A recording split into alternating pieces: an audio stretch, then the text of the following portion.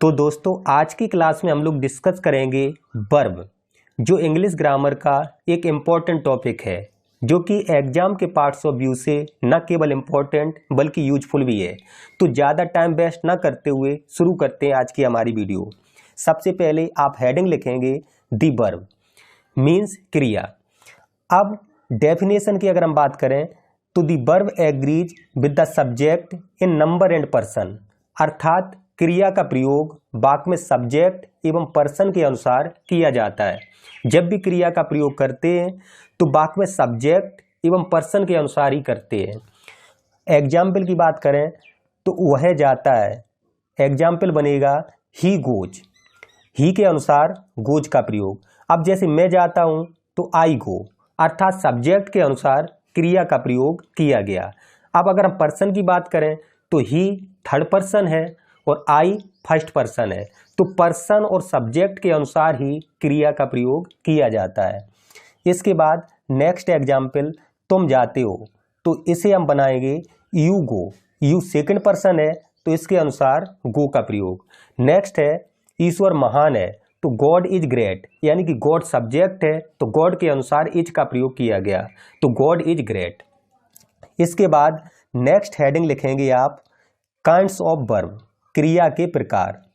तो बेसिकली क्रिया के 4 प्रकार हैं। फर्स्ट ट्रांजिटिव वर्ब, जिसे हम सकर्मक क्रिया बोलते हैं। सेकंड इंट्रांजिटिव वर्ब, जिसे अकर्मक क्रिया बोलते हैं। लिंकिंग वर्ब, जिसे हम संयोजक क्रिया बोलते हैं।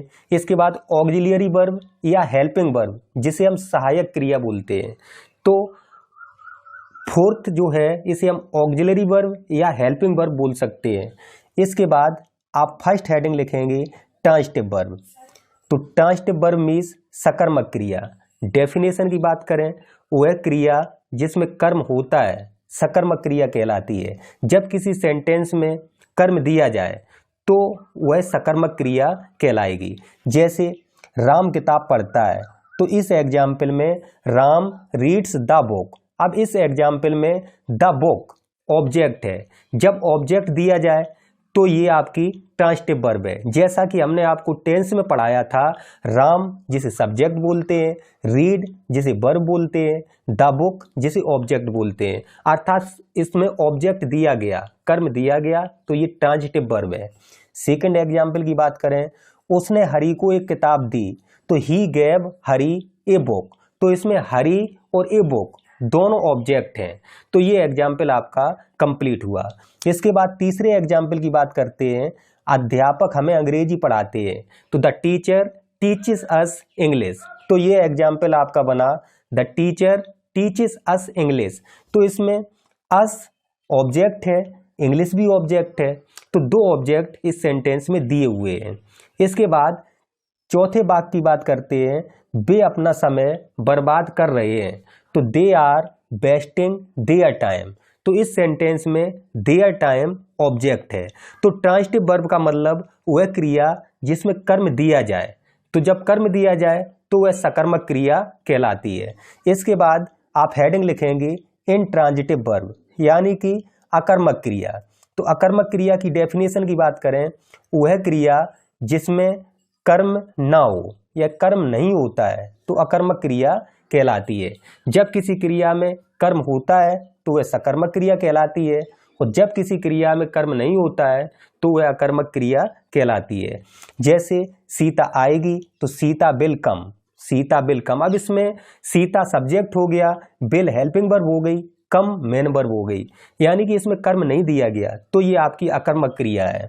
इसके बाद नेक्स्ट एग्जाम्पल, रेलगाड़ी रुकी, तो द ट्रेन स्टॉप्ड, तो द ट्रेन सब्जेक्ट हो गया, स्टॉप्ड वर्ब हो गई, तो इसमें भी ऑब्जेक्ट नहीं है, तो ये आपकी इंट्रांजिटिव वर्ब हुई। इसके बाद तीसरा एग्जाम्पल, मोहन पढ़ता है, तो मोहन रीड्स, इसमें भी ऑब्जेक्ट नहीं है, तो ये आपकी इंट्रांजिटिव वर्ब है, यानी कि अकर्मक क्रिया है। चौथा एग्जाम्पल, राम गया, तो राम वेंट, इसमें ऑब्जेक्ट नहीं है, तो ये आपकी अकर्मक क्रिया है। नेक्स्ट आप हेडिंग लिखेंगे लिंकिंग वर्ब। अभी तक हमने डिस्कस किया कि ट्रांजिटिव वर्ब जिसमें कर्म दिया जाए और इंट्रांजिटिव वर्ब जिसमें कर्म ना दिया जाए। अब बात करते हैं लिंकिंग वर्ब की, और लिंकिंग वर्ब का मतलब संयोजक क्रिया।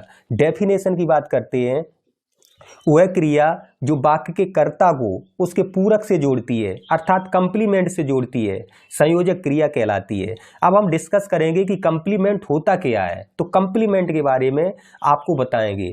सबसे फर्स्ट एग्जाम्पल लिखा हुआ है सीता ईमानदार है, तो इस एग्जाम्पल को हम बनाएंगे सीता इज ऑनेस्ट। अब इस एग्जाम्पल में सीता सब्जेक्ट हो गया और ऑनेस्ट विशेषता है, एडजेक्टिव है, इसे ही हम कंप्लीमेंट बोलते हैं, यानी कि पूरक बोलते हैं। सीता की विशेषता वह ईमानदार है, तो यही कंप्लीमेंट जो है ऑनेस्ट, ऑनेस्ट वर्ड कंप्लीमेंट हो गया।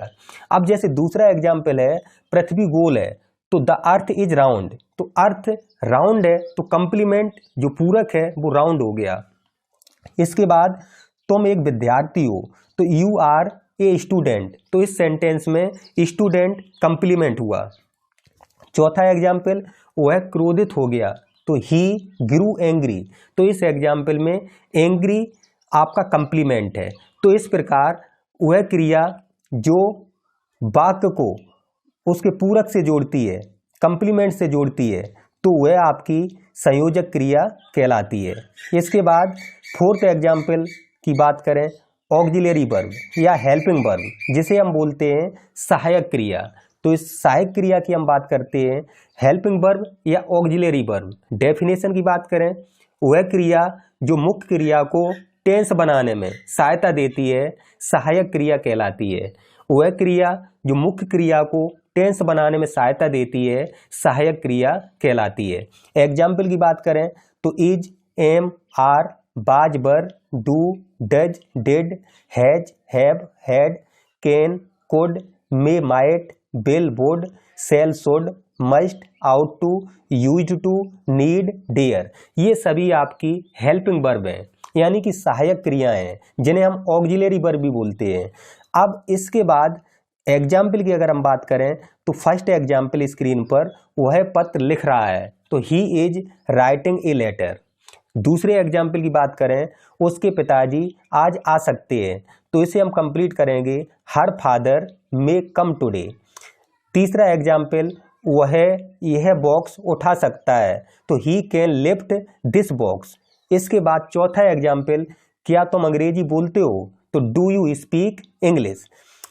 तो इस प्रकार ये आपकी चारों वर्ब कंप्लीट हुई, यानी कि आज की क्लास में हमने डिस्कस की transitive verb, intransitive verb, linking verb और ऑक्सिलरी या हेल्पिंग वर्ब। यदि क्लास पसंद आई हो तो कृपया चैनल को सब्सक्राइब करें, वीडियो को लाइक करें, अधिक से अधिक शेयर करें। आप सभी का बहुत बहुत धन्यवाद।